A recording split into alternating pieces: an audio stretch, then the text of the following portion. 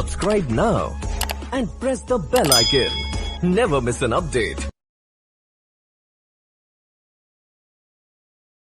है ना।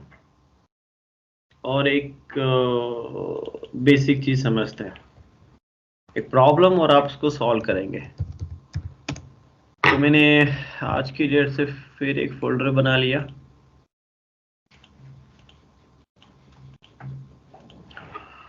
VS code ले आते हैं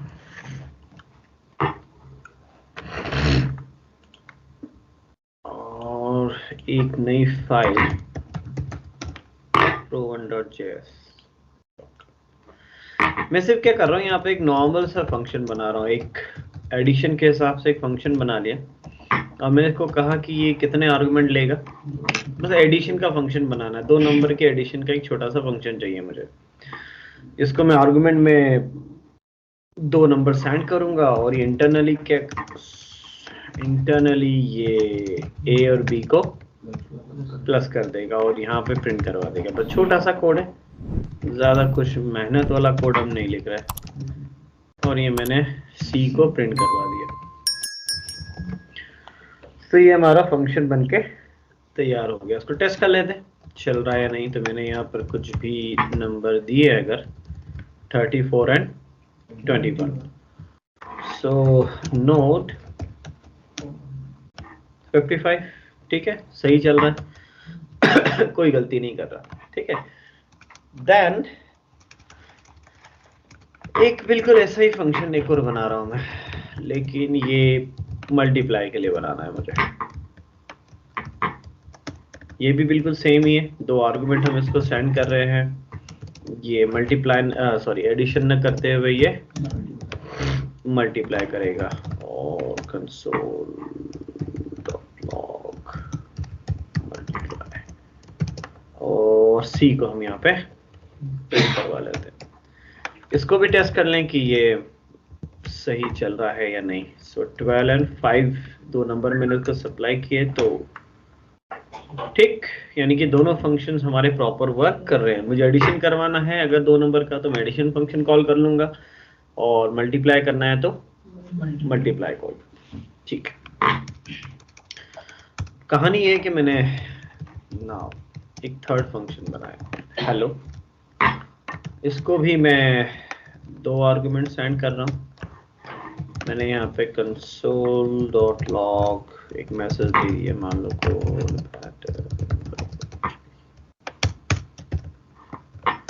एक और मैसेज दे दिया console.log थैंक्स। और इसके बीच में मैंने यहाँ पर एक एडिशन फंक्शन जो बना हुआ है पहले से, उसको कॉल करवा दिया और आर्गुमेंट में वही वैल्यू सप्लाई कर दी जो आप हेलो नाम के फंक्शन को भेजोगे। राइट, हेलो फंक्शन भी क्या कर रहा है, 2 आर्गुमेंट रिसीव कर रहा है। तो जो भी 2 वैल्यूज आप इसको भेजोगे वही की वही वैल्यूज मैंने ऐड कॉपी सेंड कर दी। तो अब मैं जिस फंक्शन को कॉल कर रहा हूँ वो फंक्शन है मेरा हेलो, और यहाँ से मैंने कुछ 2 वैल्यू सप्लाई करी 34 और 21। आउटपुट क्या आएगा? कोड बेटर हो जाएगा सर उसके। कोड बेटर और हाँ, कोड बेटर इंदौर आएगा। फिर थैंक्स। क्यों ऐड फंक्शन कॉल नहीं होगा? नहीं तो सर वो ऐड उसके अंदर ही हो रहा है ना, जो अपने जब वहां से फंक्शन कॉल किया है तो वहां पे अंदर जो लगाया। हाँ, तो ऐड फंक्शन तो कॉल होगा ना। हाँ, यानी होगा कि तो सर 34 और 21 जो वैल्यू आपने जिसका एडिशन भी आएगा ही सही। यानी कि आउटपुट अब आपके सामने ये आने वाला है, कोड बेटर इंदौर आएगा क्योंकि ये मैसेज प्रिंट करवाया था आपने, और फिर क्योंकि आपने एडिशन फंक्शन कॉल किया था तो ये फंक्शन तो एग्जीक्यूट हो गई और इस फंक्शन को आपने वही आर्गुमेंट सप्लाई करे जो आपने यहाँ से भेजे थे। तो 34 और 21 यहाँ से भी पास हुआ होगा और यहाँ पे उसका एडिशन हुआ, एडिशन का रिजल्ट प्रिंट हुआ और जब फंक्शन एग्जीक्यूट हो चुका होगा पूरा तो फिर थैंक्स प्रिंट होगा। ठीक, कोई डाउट? लेकिन अगर मैं एडिशन कॉल नहीं करता, यहाँ से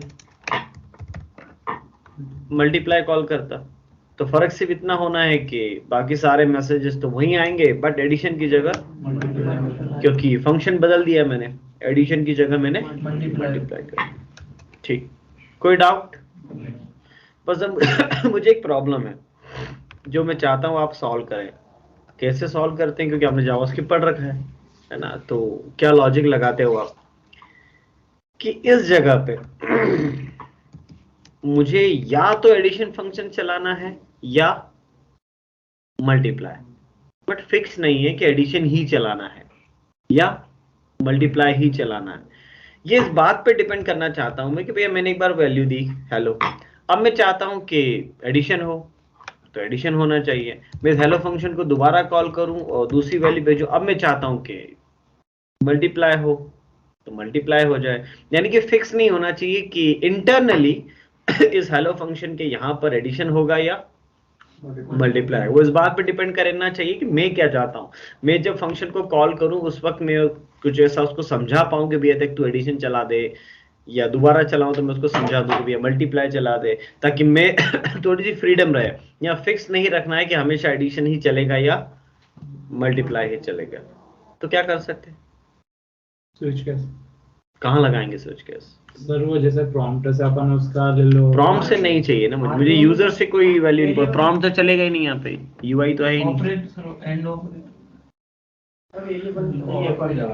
हाँ एक वेरिएबल देते हैं, एक वेरिएबल दे देंगे, एक एडिशन का एक मल्टीप्लिकेशन का, दोनों को एक नीचे। जैसे अपन ने हेलो लिखा है 34 21 और फंक्शन दे देंगे। फंक्शन जैसा अपना वेरिएबल ले रहे थे अपन, तो वेरिएबल दे देंगे उसको जैसे एडिशन का एडिट वाले का अपन ने। और नीचे जब अपन वो करवाएंगे कॉल बना के बताओ। नहीं हाँ बोलो बोलो, मैं समझ रहा हूँ। तो हेलो फंक्शन कितने आर्गुमेंट लेगा? दो। तो हेलो फंक्शन दो आर्गुमेंट लेगा और साथ में अपना वेरिएबल दे देंगे, अपन थर्ड वाली वेरिएबल कहाँ देंगे थर्ड वेरिएबल? वही तो 21 के पास जो अपन को फंक्शन का जो देंगे। तो हेलो फंक्शन फिर 3 आर्गुमेंट लेगा ना? हाँ 3 में लेगा कि 2 लेगा? 3 लेगा।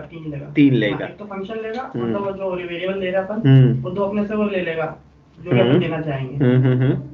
और फिर थर्ड ऊपर जाने के बाद भी अपन 3 वो हेलो में भी 3 लेंगे, वेरिएबल कैच करवाएंगे। ठीक है। तो पहले ये दो वैल्यू ले लेगा और थर्ड वाले से अपना फंक्शन कॉल हो जाएगा। ठीक है। और जब अपन नीचे भी अपन को करवाना है हाँ जो भी फंक्शन को भी नीचे लेकर 3 वो लेकर वेरिएबल दो। ठीक है मैं समझ गया ना। अब मेरे अलावा किसी को समझ आया? नहीं आया है? ठीक है चलो अब तुम रुक जाओ, है ना। किसी को समझ नहीं आया है ना? चलो अब वो भूल जाओ उसने जो कहा, वो तो छोड़ दो। तुम तुम्हारे हिसाब से बताओ क्या करें, इस प्रॉब्लम का सॉल्यूशन क्या करें? फिक्स नहीं है कि यहां पर मुझे एडिशन करना है या मल्टीप्लाई करना है। तुम तुम्हारे हिसाब से सोचो कि अगर ये प्रॉब्लम तुमको दे दी गई होती है तो तुम क्या सॉल्यूशन लगाते हो उसका। मेरे हेलो को कैसे समझ में आएगा कि मैं कब एडिशन चलाऊं और कब मल्टीप्लाई चलाऊं? सर इसमें जैसे कि है ना 2 आर्ग्यूमेंट दे दे, जैसे कि हेलो एड है तो उसके अंदर ये जो हेलो है इसके अंदर अगर हम दो आर्ग्यूमेंट पास कर रहे हैं तो वो एड में चले आएंगे। अगर हम 3 आर्ग्यूमेंट दे तो मल्टीप्लिकेशन हो जाना चाहिए, कुछ ऐसा कर सकते हैं सर और भी लगा सकते हैं। तो सर वो मेथड हाँ मैं समझ गया तुम कहाँ जा रहे थे। तो फिर खुशी की खबर ये है कि जावास्क्रिप्ट फंक्शन ओवरलोडिंग सपोर्ट नहीं करता। नहीं सर, जैसे कुछ भी जावास्क्रिप्ट फंक्शन ओवरलोडिंग सपोर्ट नहीं करता। यहाँ पर एक नाम के 2 फंक्शंस नहीं हो सकते। नहीं, अलग ले लो ना, एक एड नाम का ले लो, मल्टीप्लिकेशन का ले लो। अगर ले ही रखे ना, वो तो फंक्शन बने हुए हैं हमारे पास। नहीं, जैसे एडिशन में एक को जोड़ दो, सी जोड़ दो। में एक वो तो बने हुए हैं। चलो और लगा दो सर 8 और कहाँ लगाएंगे? जैसे 3 वेरिएबल कैच करवाएंगे। 3 वेरिएबल कैच कर रहा है तो ऐड करवा देंगे, 2 करवा रहा है तो मल्टीप्लाई हाँ? और एक एडिशन का ले लेंगे, बीच में और ऑपरेटर लगा। कहाँ और लगाओ? वही तो मैं पूछना चाह रहा हूँ, तुम कहाँ लगाना चाहते हो? और ऑपरेटर कंडीशन पे लगता है, या तो कंडीशन है ही नहीं, या तो फंक्शन कॉलिंग करनी है। फंक्शन कॉलिंग में और थोड़ी लगता है, कंडीशन में और लगता है। या तो मैं फंक्शन कॉल करने की बात कर रहा हूँ, तो और की तो कहानी है नहीं। चलो एक काम करते हैं। देखो सीधी सी बात है कि मुझे हेलो को समझाना है कि भैया तेरे को कभी किसी सिचुएशन में एडिशन करना है और कभी मल्टीप्लाई करना है। तो हेलो को आप आर्गुमेंट दे रहे हो ना, ये 2 नंबर दे रहे हो। क्यों दे रहे हो? ये 2 नंबर क्यों दे रहे हैं हम हेलो? करवा ये हम वो 2 नंबर सप्लाई कर रहे हैं इसको, जो उसको बताना चाहते हैं कि देखो किस नंबर पे कैलकुलेशंस करनी है, राइट? तो जब आप ये अल्टीमेटली क्या कर रहे हो, आप हेलो को एक आर्गुमेंट में डेटा सप्लाई कर रहे हो कि भैया देख ये 2 नंबर तुझे जोड़ना है। दोबारा कॉल कर रहे थे, फिर आपने वैल्यू बदल दी, जितनी बार आप कॉल करोगे उतनी बार आप ये वैल्यू बदल दोगे। तो जो डेटा आप यहाँ से दे रहे हो ये उस डेटा को रिसीव करता है और उसके हिसाब से ऑपरेशन परफॉर्म होगा आगे चल के। लेकिन अब हम इसको 2 की बजाय एक तीसरा आर्गुमेंट भी सप्लाई करें जो इसको ये समझाए कि उसको कौन सा ऑपरेशन करना है। अब मान लीजिए मैंने ये डिसाइड कर लिया, एक अब नॉर्मल मैटर बना लेते हैं कि भैया अगर मुझे क्या करवाना होगा, एडिशन, तो मैं आर्गुमेंट में क्या सेंड करूंगा, 1, एक न्यूमेरिकल वैल्यू सेंड करूंगा। यानी कि यहां पर अगर मुझे एडिशन करवाना तो थर्ड आर्गुमेंट क्या भेजा मैंने, 1। और मल्टीप्लाई के लिए हमने ये डिसाइड किया कि जब भी मुझे मल्टीप्लाई करवाना होगा तो हम आर्गुमेंट में क्या भेजेंगे, 2। तो अब हम यहाँ पे जब भी हमको एडिशन करवाना है या मल्टीप्लाई करवाना है तो हम एक तीसरे आर्गुमेंट से उसको समझा रहे हैं कि भाई देखो कैलकुलेशन कौन सी करनी है। पहले 2 आर्गुमेंट क्या है, वो नंबर जिन पे कैलकुलेशन करना है, और तीसरा आर्गुमेंट ये समझा रहा है कि भैया देखो करना क्या है। अगर 1 आ रहा है तो एडिशन करना है, 2 आ रहा है तो अब अगर हमारा हेलो फंक्शन 3 आर्गुमेंट रिसीव कर रहा है तो यहाँ पर हम एक और वेरिएबल ले सकते थे, ठीक। अब इस वेरिएबल पे इफ लगाया जा सकता है या स्विच लगाया जा सकता है कि इसकी वैल्यू अगर 1 है तो एडिशन फंक्शन कॉल करो, 2 है तो मल्टीप्लाई कॉल करो। आप स्विच लगा सकते थे, लेकिन मैं तो अभी बस इफ लगा रहा हूँ कि भैया मैंने एक इफ लगा दिया कि अगर ये जो थर्ड आर्गुमेंट आ रहा है मेरे पास, अगर ये क्या आ रहा है, 1 आ रहा है, तो कौन सा फंक्शन कॉल कर दे भैया, ऐड वाला, और आर्गुमेंट तो वही ए और बी। लेकिन अगर ऑपरेशन की वैल्यू 2 आ रही है तो देखो कौन सा फंक्शन कॉल करना है, मल्टीप्लाई। तो अब मेरा हेलो फंक्शन इस तीसरे आर्गुमेंट के बेसिस पे समझ सकता है कि उसको कब एडिशन फंक्शन चलाना है और कब मल्टीप्लिकेशन चलाना है, क्योंकि जब तक उसको कुछ एक्स्ट्रा इंफॉर्मेशन नहीं मिलेगी मेरा हेलो कैसे डिसाइड करे कि मुझे कब एडिशन करना है और कब मल्टीप्लाई करना है। तो हमने एक नॉर्मल सा पैटर्न बना ले कि हम यहाँ थर्ड आर्गुमेंट में या तो 1 भेजेंगे या 2 भेजेंगे। अब देखें 2 बार हेलो फंक्शन को कॉल किया है आपने, तो यहाँ पे थोड़ा प्रिंटिंग अच्छी हो जाए तो मैं बैकस्लैश लगा, इससे लाइन इंसर्ट हो जाएगी। तो ये रे 2 बार हमने हेलो को चलाया था, पहली बार वो एडिशन कर रहा है और दूसरी बार मल्टीप्लाई कर रहा है। अब उसको पता कैसे पड़ रहा है, इस 1 2 से पता पड़ रहा है। 1 भेज रहे हैं तो वो ये वाली कंडीशन सेटिस्फाइड हो जाएगी, ये वाली कंडीशन सेटिस्फाइड हो जाएगी तो वो एडिशन करेगा, और ये कंडीशन सेटिस्फाइड होगी तो मल्टीप्लाई करेगा। हो गया हमारा काम, बात समझ में आ गई। अब जितनी बार आपको हेलो को कॉल करने से कोई फर्क नहीं पड़ता, आपने हेलो को फिर से कॉल किया, अब आपको यहाँ से 123 और 34, अब आपको क्या करना है, मल्टीप्लाई करना है, तो आप क्या भेजोगे, 2। तो अगर आपने यहाँ से 2 भेजा तो उसने फिर मल्टीप्लाई कर दिया, 1 भेजते तो एडिशन करता। तो जो मैं चाहता था वो हमने कर लिया। बात समझ आ गई? ऑनलाइन बेच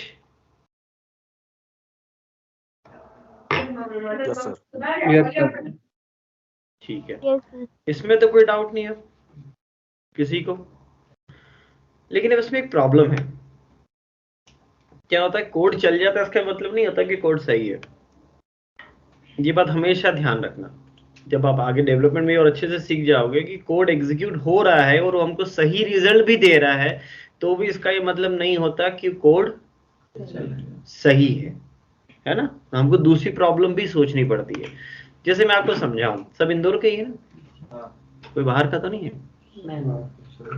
तो अब इंदौर तो रहते, पता पड़ गया ना, रास्ते तो इंदौर के बहुत सारे रास्ते याद है ना। तो मान लीजिए जब आप नीचे क्लास खत्म होने के बाद नीचे गए बाहर, है ना, पलासिया स्क्वायर ही बाहर अपना, कोई आदमी मिला, वो आपसे कह रहा है यार वो मुझे भोरकुआ विजयनगर जाना है, रास्ता पूछ रहा है तुमसे विजयनगर का, ठीक है, क्या बताओगे? सीधा ही बताओगे कि भाई एबी रोड है, फिर एलआईजी आएगा, एलआईजी के बाद वो आएगा, फिर वो आएगा, और उसके बाद जो चौराहा आएगा वो विजयनगर, ठीक है ना। लेकिन अब ऐसा भी तो हो सकता है कि जैसे मैं गया, एक बंदा आया, बोले भैया विजयनगर जाना है, मैंने कहा ठीक, देख ये एमजी रोड है, एमजी रोड, इससे जा, वो आएगा क्या, कोर्ट वाला चौराहा, वो पूरा अपने वो वाले मूछ वाले अंकल पुलिस वाला जो डांस करता है गाना, डांस रीगल से पहले वाला, रणजीत वाला, उससे राइट मुड़ना, फिर जीएसआईटी चौराहा आएगा, फिर उससे सीधे जाना तो मालवा मिल आएगा, उससे आगे जाना फिर पाटनीपुरा आएगा, पाटनीपुरा से फिर भमोरी आएगा, भमोरी आता ना शायद, क्या आता है ना, भमोरी से फिर लेफ्ट लेगा तो एक चौराहा आएगा विजयनगर, पहुंच जाएगा ना विजयनगर। सही बताया गलत बताया?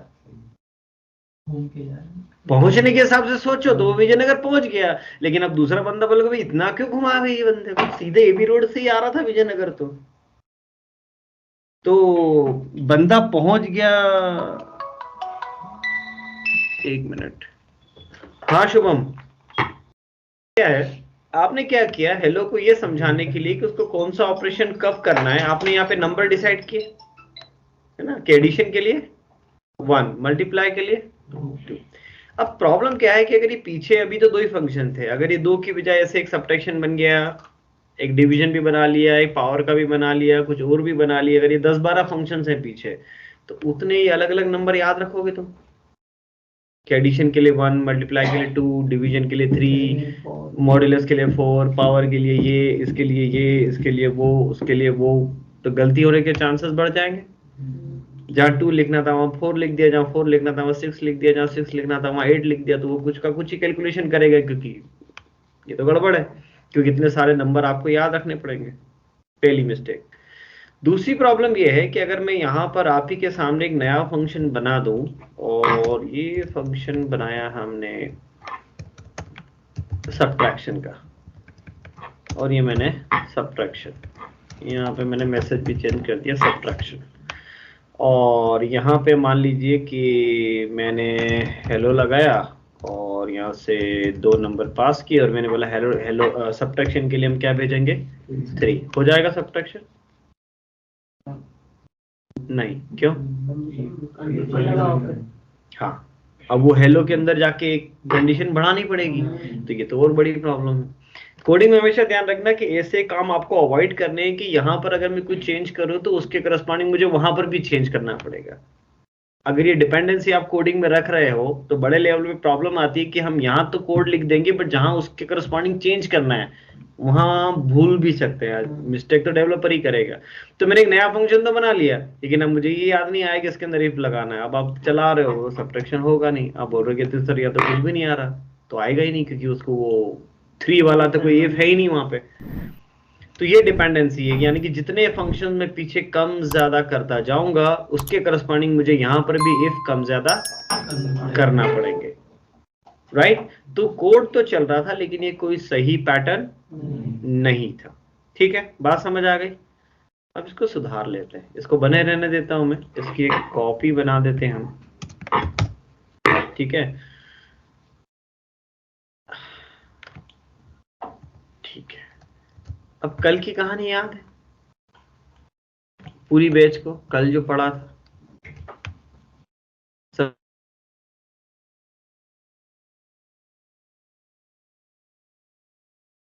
बाकी अभी भी उलझे हुए हैं, क्योंकि एक ने सही रास्ता बता दिया था जब मैंने ये प्रोग्राम शुरू किया था। ये रायता फैलाने की जरूरत थी नहीं, ये रायता फैलाने की जरूरत नहीं थी जो आपने, क्योंकि आपने कल का कोड अगर आपको याद है कि कल हमने क्या पढ़ा था, क्यों पढ़ा था, और कल के कोड से क्या फायदा है, तो इतनी मेहनत करने की कोई जरूरत नहीं थी, है ना। तो इसलिए उस बंदे को मैंने रोक दिया था कि तू शांत रहे थोड़ी देर, क्योंकि उसने ये बात पिक कर ली थी, क्योंकि कल का कोड उसे याद आ गया। भैया मुझे क्या करना था, अब आप सोचो ये इफ, ये हटाओ इफ, कोई जरूरत नहीं मुझे इफ की, मुझे यहाँ पे एक फंक्शन कॉल करना था। ठीक, तो कौन कौन से फंक्शन से ऐड और, तो भैया तुमको जब एडिशन करवाना तो फंक्शन ही भेज दो ना, जब मल्टीप्लाई करना तो मल्टीप्लाई भेज देना, और ये वेरिएबल उस फंक्शन को रिसीव कर लेगा, और जब रिसीव कर लेगा तो हम यहाँ पे कॉल कर लेंगे। तो कौन सा 1 2 3 4 5 6 और कौन सा एफ। जब एडिशन करवाना था तब मैंने उसको कभी एडिशन फंक्शन भेज दिया, जब मल्टीप्लाई करवाना था तो, और ये वेरिएबल उस फंक्शन को रिसीव करेगा। तो हेलो को अगर मैंने 2 बार कॉल किया है, एक बार एडिशन भेजा, एक बार मल्टीप्लाई भेजा, तो जो भेजूंगा वो चलाएगा वो, राइट। बस हो तो गया काम। तो क्या फायदा, नंबरिंग याद नहीं रखनी पड़ी 1 2 3 4 5, ये अंदर कोई इफ एल्स लगाने नहीं पड़े, कोड छोटा हो गया। और दूसरा फायदा, तुम अगर एक नया फंक्शन बनाओगे भी तो हेलो में कुछ करने की जरूरत थोड़ी है। तुमने यहाँ पर एक नया फंक्शन बना लिया सब्ट्रैक्शन वाला, यहाँ आपने नया मैसेज लिख दिया। अब हेलो को बताने की जरूरत थोड़ी कि हमने सब्ट्रैक्शन बना, उसको क्या लेना देना, वो तो कहता है कि मुझे नंबर भेजो और वो फंक्शन भेज दो तो तुमको चलाना है। अब मैंने सब्ट्रैक्शन भी भेज दिया, वो सब्ट्रैक्शन भी चला देगा। ये आ गया सब्ट्रैक्शन 13। मुझे हेलो के अंदर कुछ भी चेंजेस करने की जरूरत नहीं है, क्योंकि फंक्शन को हम एज एन आर्गुमेंट सेंड कर सकते हैं। जो फंक्शन मुझे उस फंक्शन के अंदर एग्जीक्यूट करवाना है वो हम भेज देंगे यहाँ से। भले एडिशन भेजेंगे तो एडिशन, सब्ट्रैक्शन भेजेंगे तो सब्ट्रैक्शन, मल्टीप्लाई भेजेंगे तो मल्टीप्लाई। हमको अलग से वो 1 2 3 4 वाली कहानी इतना बड़ा महंगा सौदा करने की कोई जरूरत है ही नहीं। नहीं, यहाँ पर इफ लगाने की जरूरत है। फायदा समझ में आया? जो कल हम समझ रहे थे कि फंक्शन को अगर हम आर्गुमेंट में सेंड करें उससे फायदा क्या है, मैं इस हेलो के अंदर से एक फंक्शन एग्जीक्यूट करवाना चाह रहा हूं। अब वो फंक्शन कौन सा होगा वो मुझे नहीं पता, वो रन टाइम पे मैं भेजूंगा उसको। तो बस वो फंक्शन हमने उसको बोला भाई देखो 3 आर्गुमेंट भेजेंगे। शुरुआत के 2 आर्गुमेंट वो न्यूमेरिकल वैल्यूज होंगी जिसपे कैलकुलेशन करना है, और तीसरा आर्गुमेंट वो फंक्शन जो मैं तेरे से चाहता हूं कि तू चलाए, बट वो फिक्स नहीं है, वो मेरी कंडीशन के अकॉर्डिंग बदल सकता है। तो बस जब मैं हेलो को कॉल करूंगा तो तेरे को बता दूंगा कौन सा फंक्शन चलाना है। राइट? ये हम डेली लाइफ में भी तो करते ही हैं। किसी बंदे से हमको दोस्त से कुछ काम करवाना है कि भैया देखो, उसको बोल दिया था कि तेरे को 4 बजे वहां जाना है। कहाँ? C21। वो बोलता है क्या करना है कि वहां तेरे को एक बंदा मिलेगा, उससे एक सामान लाना है मेरे को। तो वो बंदा, वो पूछता कौन सा बंदा, कि वो भी फिक्स नहीं है। वो जब मैं दिन में फोन लगाऊं बता दूंगा तेरे को वहां राम मिलेगा कि श्याम मिलेगा कि मोहन मिलेगा कि मीना मिलेगी। तो हमें नहीं पता है एंड टाइम पे कौन मिलने वाला है वहां पे, लेकिन हमने दोस्त को समझा दिया कि देखो 2 बजे वहां जाना है, कौन मिलेगा ये देखो मैं 1 बजे फोन करके बता दूंगा। बस तो वो अननोन है, अभी सामने वाला पहुंच जाएगा 2 बजे, लेकिन उसको अभी नहीं पता कि वहां कौन मिलेगा। वो आप 1 बजे 1:30 बजे फोन करके बता दोगे उसको कि भैया इस दुकान पे एक राजेश करके बंदा खड़ा है, बस खत्म।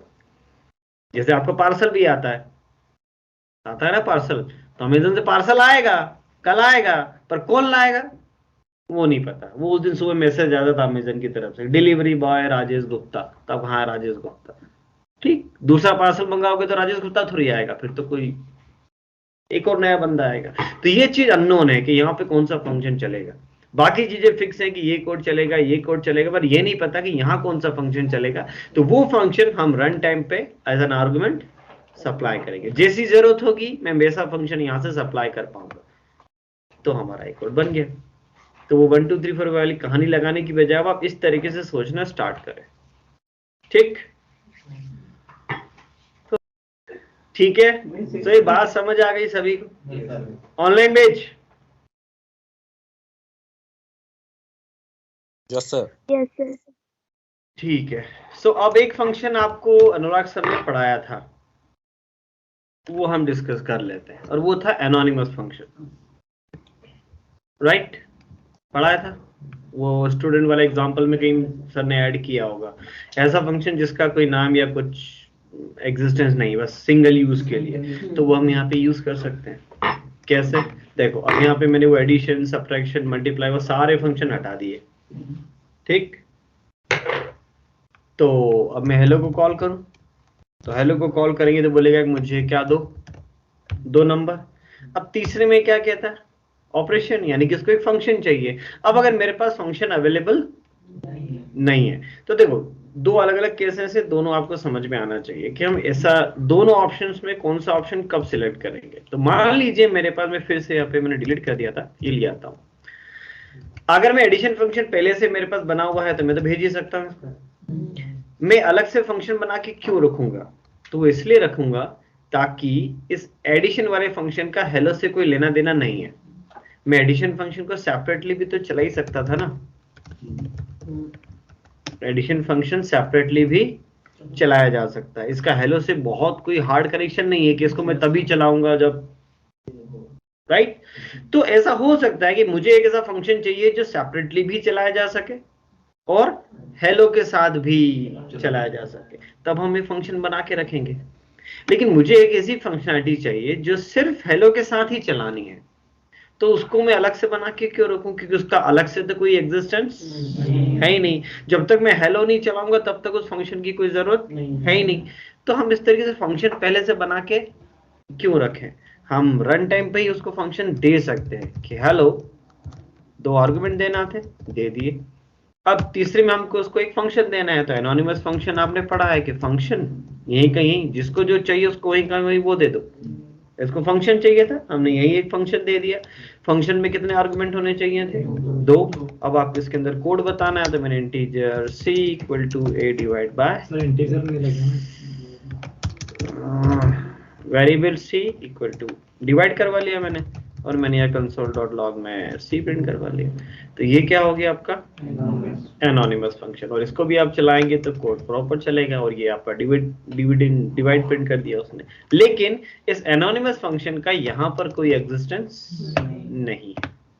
यहाँ पर हुआ सिर्फ क्या, एक फंक्शन बना, राइट, आपने उसको इस वेरिएबल में असाइन किया, यहाँ पे उस वेरिएबल के थ्रू उस फंक्शन को आपने एग्जीक्यूट किया, हेलो फंक्शन खत्म, वेरिएबल खत्म, फंक्शन खत्म, उसका कोई एग्जिस्टेंस अब नहीं, वन टाइम यूज। ठीक, तो इस तरीके से भी एनोनिमस फंक्शन बनाए जा सकते हैं। तो इसमें जो 45 और 12 है, तो ये ऑपरेशन के पास गए, और ऑपरेशन से फिर नीचे जो हम कॉल कर रहे हैं वहाँ पे, फिर वो कॉल करके फिर वो आर्गुमेंट, क्या देखो सीक्वेंस क्या चला होगा, आपने हेलो फंक्शन कॉल किया, हाँ, यहाँ से आपने 3 आर्गुमेंट पास किए, हाँ, 2 नंबर और एक फंक्शन, तो A ने क्या रिसीव किया 45, हाँ, B ने क्या रिसीव किया 12, और ऑपरेशन ने क्या रिसीव किया वो फंक्शन। अब कोड एग्जीक्यूट हुआ तो पहले क्या चला, कोड बेटर इंदौर। जैसे आपने ऑपरेशन फंक्शन को कॉल किया तो वही 45 और 12 आर्गुमेंट में पास हुए, फिर ये वाला कोड चला, डिवाइड हुआ, रिजल्ट प्रिंट हुआ, फिर ऊपर आया, फिर थैंक्स प्रिंट हुआ, फिर हेलो फंक्शन खत्म हो गया,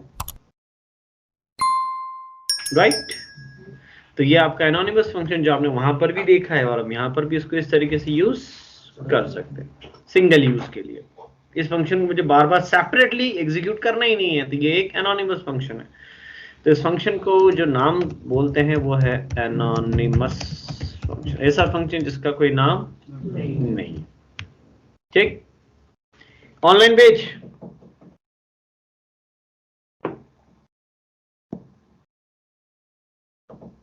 कोई डाउट? No sir. अच्छा, अब एरो फंक्शन, एरो फंक्शन बताया था? नहीं बताया, ठीक, वहां वैसे भी नहीं बताते। अब एनोनिमस फंक्शन बनाने का एक और तरीका है, और वो है एरो। लेकिन एरो एनोनिमस ही है, राइट। बहुत सारे डिफरेंसेस हैं, लेकिन वो डिफरेंसेस तो हम समझेंगे। लेकिन एरो मतलब, अब एरो फंक्शन का तरीका क्या है? एरो फंक्शन कहता है कि फंक्शन कीवर्ड में आपको फंक्शन बनाना है ना एनोनिमस, इस फंक्शन कीवर्ड की जरूरत नहीं है, बस ब्रैकेट लगाओ और यहाँ पर एरो लगा दो। तो ये एक एनोनिमस फंक्शन ही है, लिखने का कुछ नया तरीका। तो फंक्शन कीवर्ड नहीं लगाने पड़ते, बस ब्रैकेट लगा दो और एरो लगा दो। एरो नाम का सिंबल होता नहीं आपके कीवर्ड में, तो पहले इक्वल टू लगेगा, फिर ग्रेटर देन। सो ये बन गया आपका एरो, और ये कोड बिल्कुल वैसे ही चलेगा जैसे अभी तक चल रहा था। ठीक, ये एक एनोनिमस फंक्शन ही है, लिखने का कुछ नया पैटर्न। ठीक, लेकिन एक बात आपको समझना है कि इतनी बड़ी जावास्क्रिप्ट जैसी इतनी बड़ी लैंग्वेज आई है ना, वो कहती थी कि एनोनिमस फंक्शन ऐसे बनाना है, फिर उसने इसका पैटर्न बदल के क्या किया, एरो। तो सिर्फ इतने से काम के लिए तो एरो नहीं आया होगा कि करना क्या है, ये हटा दो और एरो लगा दो। इतनी बड़ी लैंग्वेज सिर्फ इतने से काम के लिए तो कुछ नया चैप्टर शुरू करेगी नहीं, आएगा समझ में, तो उसमें कुछ तो अलग होगा, तो वो अलग हवा आपको समझना है। लेकिन एक बेसिक समझे तो ये एनोनिमस फंक्शन एरो फंक्शन के थ्रू भी बनाया जा सकता है। ठीक है, चलो अब इसको रोक देते हैं, अब इसको नए तरीके से हम सारी चीज समझते हैं कि अब हम कितने अलग अलग तरीके से फंक्शन बना सकते हैं। कैसा? पहला फंक्शन तो ये बनाया जा सकता है कि हम नॉर्मल, जो हमको पता ही है कि भैया एक एडिशन फंक्शन बनाया है, 2 आर्गुमेंट लेगा, ओपनिंग क्लोजिंग लगा दिया तो ये फंक्शन बन जाता है।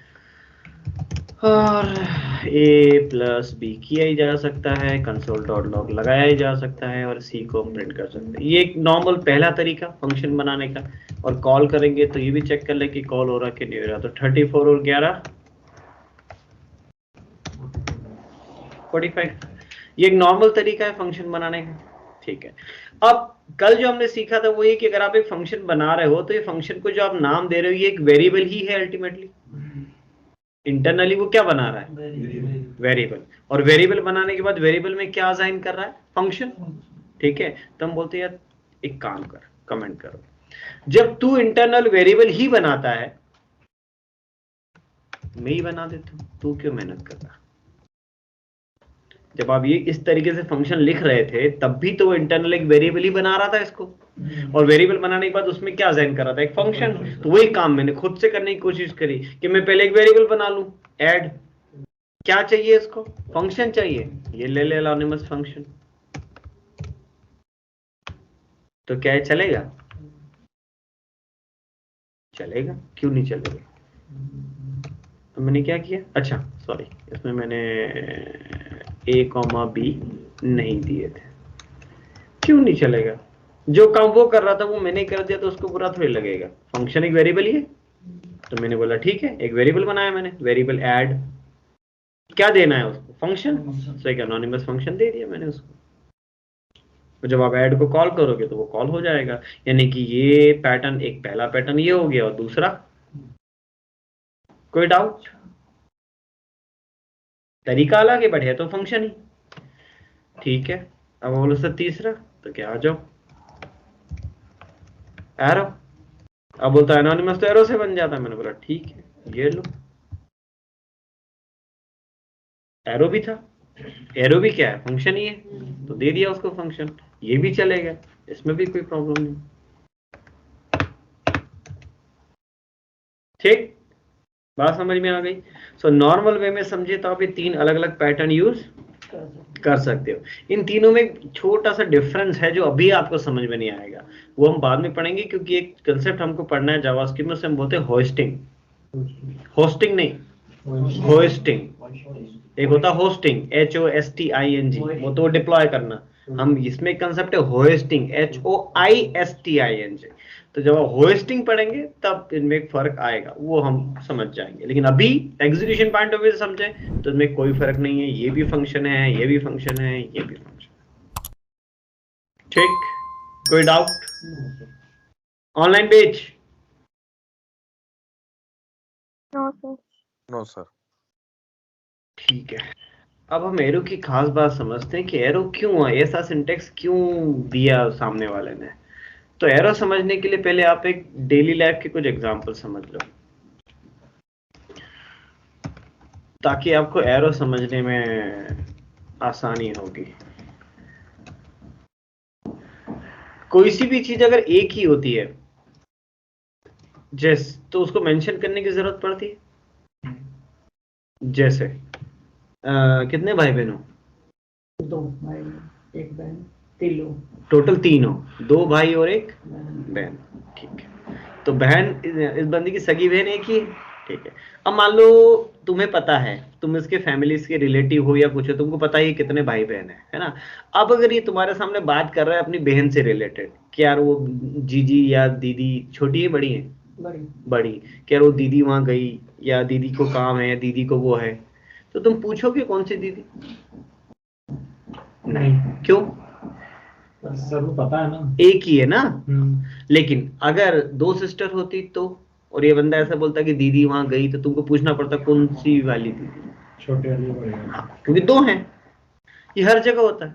आपकी गाड़ी में पंचर हुआ एक टायर में, आप दुकान पे गए कि भैया वो पंचर बना दो, तो क्या पूछेगा? आगे का कि पीछे का? क्यों पूछेगा? तो उसको पता नहीं है ना, 2 टायर हैं। टायर 2 हैं, लेकिन पेट्रोल भराने में तो वो नहीं पूछता कौन सी टंकी में डालूं। तो एक एक ही है। पेट्रोल पंप पे तो जाके बोलते पेट्रोल डाल दे, तो वो तो नहीं पूछता कौन सी टंकी में पेट्रोल डालना, क्योंकि ये तो नॉनसेंस क्वेश्चन है, क्योंकि एक ही टंकी होती है। तो सोचो, जो चीज एक ही है वो हम कभी भी मेंशन नहीं करेंगे, नहीं करते। कोई तुम्हारा दोस्त आज बोलता है, मान लो बातों बातों में कि आज पापा ने बहुत डांटा, कौन से पापा? तो ये पूछना मत, नहीं तो तुम पिटोगे। क्योंकि ये तो कौन से पापा तो हो ही नहीं सकते ना भैया, एक ही तो है, तो जो चीज एक है वो पूछी नहीं जाती। कौन सा भाई हो सकता है? हाँ, अगर दो हैं तो, अगर मुझे पता है कि दो भाई हैं आपके तो मैं सवाल करूंगा, लेकिन एक ही भाई है तो पूछने की क्योंकि जरूरत नहीं, एक ही भाई है भैया। लेकिन अब पापा के केस में तो नहीं बोलते पापा ने आज बहुत डांटा, आप तो पूछ रहे कौन से पापा ने डांटा, तो वो फिर तुमको पीटेगा कि ये तो बहुत गलत सवाल है, क्योंकि एक ही है। तो जो चीज एक ही है उसको मेंशन हम डेली लाइफ में वैसे भी नहीं करते। अगर आपके पास एक ही मोबाइल है मान लो, तो आप घर में यही करते हो ना, यार मेरा मोबाइल कहाँ है, मोबाइल नहीं मिल रहा, मोबाइल नहीं मिल रहा, तो घर वाले थोड़ी पूछते कौन सा मोबाइल नहीं मिल रहा, तो कौन सा के बाद एक ही तो मोबाइल है, तो सवाल ही पैदा नहीं होता। तो ये कंसेप्ट है बेसिकली एरो का। अब एरो आया था कोड की रिड्यूस करने के लिए, नंबर ऑफ लाइंस को रिड्यूस करने के लिए। कैसे? ये आपने एरो बनाया है ना, इस एरो फंक्शन के अंदर कितने स्टेटमेंट्स हैं? दो आर्गुमेंट्स हैं। नहीं, आर्गुमेंट नहीं, statements. Number of lines, execution lines कितनी है उसके अंदर? दो। एक लाइन ये रही और एक लाइन ये रही, ठीक है। तो क्या दो लाइनों को एक लाइन किया जा सकता है? क्योंकि मैं अननेसेसरी क्या कर रहा हूँ, प्लस करके पहले इस वेरिएबल में डाल रहा हूँ, फिर उस वेरिएबल को प्रिंट कर रहा हूँ, तो मैं सोचू छोड़ो हम डायरेक्ट ए प्लस बी यही लिख दें, क्यों दो लाइन लिखें?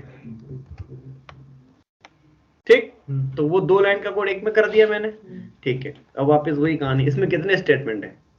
दो। सॉरी एक। तो एरो बोलता है एक ही है, ओपनिंग क्लोजिंग मत लगाओ, मैं समझ लूंगा।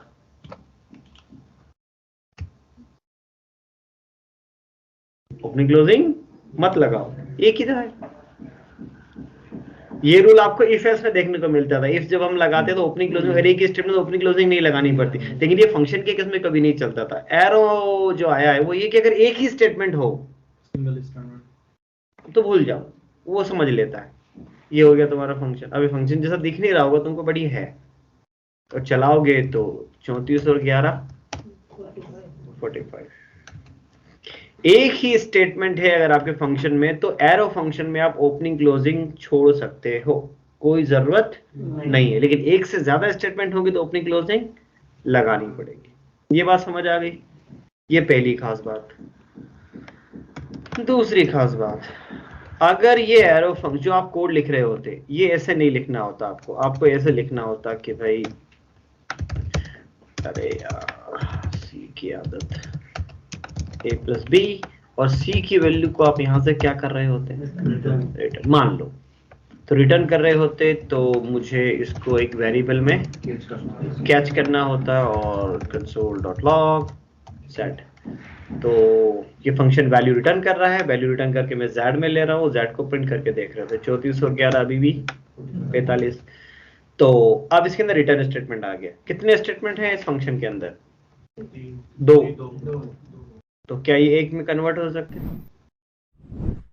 हो सकते हैं। क्यों डाल रहे हो सी के अंदर? डायरेक्टली रिटर्न कर दें, ठीक। अब फिर वापस इसमें कितने स्टेटमेंट हो गए?